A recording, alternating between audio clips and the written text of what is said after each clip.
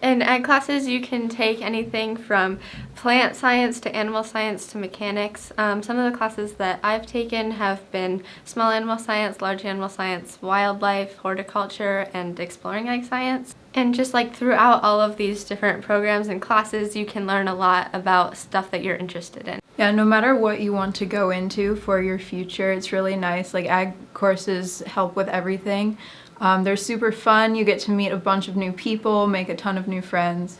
It's just really inclusive. There are lots of different scholarships that you can get through FFA or through just different like ag programs, and so that's really helpful. And also I think it's just generally good for you to know like how your food is produced and know the history of that. It really helps if you want to go into the veterinary program. There's large animal science, small animal science.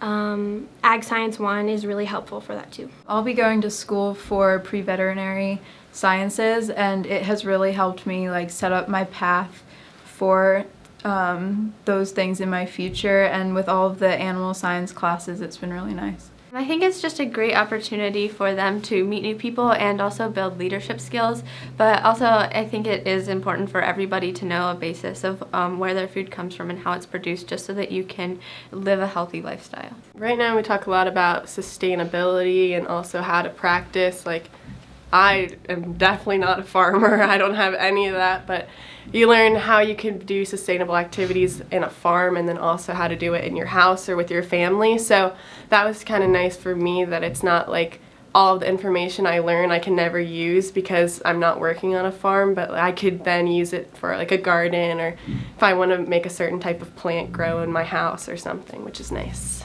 Yeah, one thing about ag is that it's used everywhere, so no matter what we're learning throughout the class, we can kind of use it in our daily lives, and like we'll definitely be able to use it in the future.